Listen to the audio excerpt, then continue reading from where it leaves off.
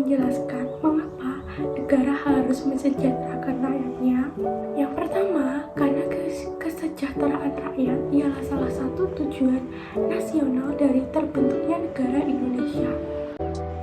Yang kedua, karena kesejahteraan rakyat bagian dari penerapan dasar negara Indonesia, yaitu Pancasila yang harus dilaksanakan oleh pemerintah negara Indonesia.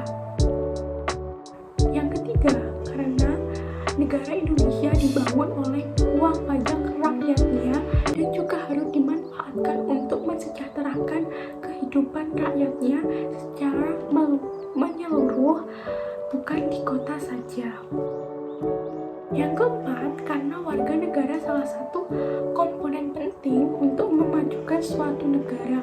Jika warga negara sejahtera, negara juga akan terkena dampak positif, tapi jika tidak, maka kondisi negara juga akan mudah hancur di berbagai sektor.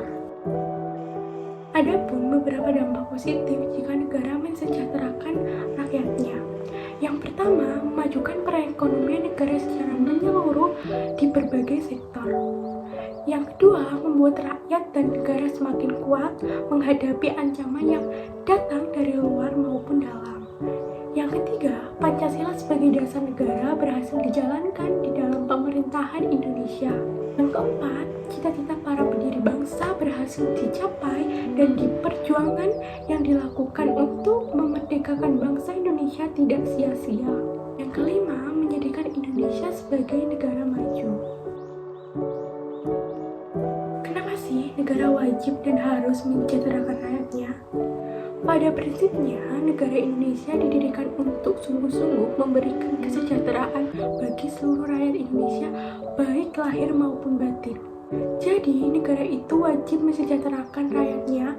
Fakir miskin harus disantuni, pendidikan wajib belajar 9 bulan bagi anak-anak, mendapat pelayanan kesehatan dan pendidikan yang baik itu harus disiapkan negara.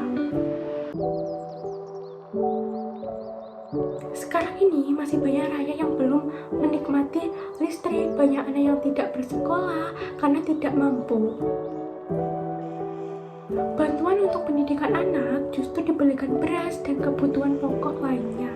Itulah potret masyarakat Indonesia, keadilan sosial belum tercapai.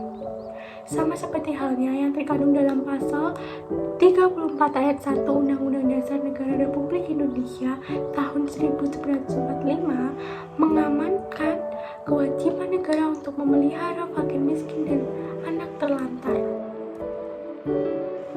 Jadi, peningkatan kesejahteraan masyarakat merupakan tanggung jawab bersama antara pemerintah dan masyarakat, baik pria maupun wanita. Hendaknya selalu meningkatkan rasa tanggung jawab mereka terhadap kesejahteraan bersama. Gimana sih caranya agar suatu negara itu menjadi sejahtera? Yang pertama, bersikap toleransi antara warga negara atas perbedaan suku, agama, ras, dan budaya. Yang kedua, saling menghormati dan menghargai dengan keragaman budaya yang menjadi kekayaan Indonesia ini.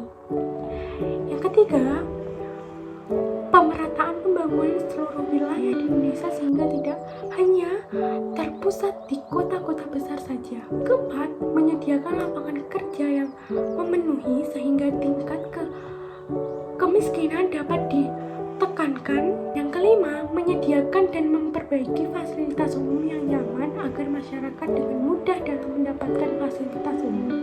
Yang keenam, taat membayar pajak agar pembangunan infrastruktur dan pembangunan fasilitas publik lainnya dapat terus berjalan. Yang ketujuh, membangun sarana dan prasarana pendidikan yang baik bagi masyarakat dengan tingkat pendidikan kurang.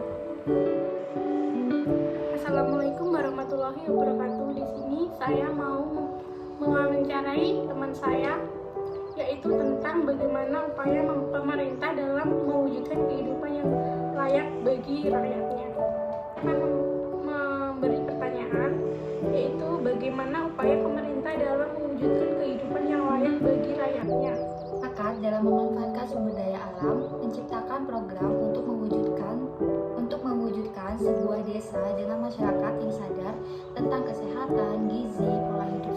dan bersih, baik jasmani dan rohani.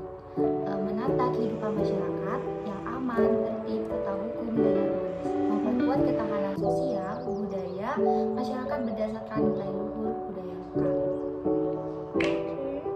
Yang kedua, apakah kesejahteraan rakyat masih menjadi prioritas? Ya, kesejahteraan masyarakat masih menjadi prioritas. Buktinya, pemerintah berusaha meningkatkan perekonomian masyarakat dengan memberikan bansos untuk pengusaha kecil dalam negeri agar usaha berkembang dan hidupnya makmur. Terima kasih atas waktunya yang sudah mau diwawancara oleh saya. Sekian, terima kasih. Wassalamualaikum warahmatullahi wabarakatuh.